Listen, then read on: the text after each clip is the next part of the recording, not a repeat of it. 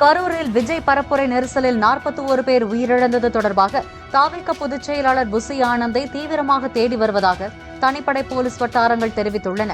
புசி ஆனந்தையும் அக்கட்சியின் மற்றொரு நிர்வாகியுமான நிர்மல்குமாரையும் கைது செய்ய 5 தனிப்படைகள் அமைக்கப்பட்டுள்ளதாகவும் அதில் ஒரு குழுவினர் புசி ஆனந்தை சென்னையிலும் மற்றொரு குழுவினர் அவரை ஏற்காடு மலை கிராமங்களிலும் தேடி வருவதாகவும் கூறப்படுகிறது.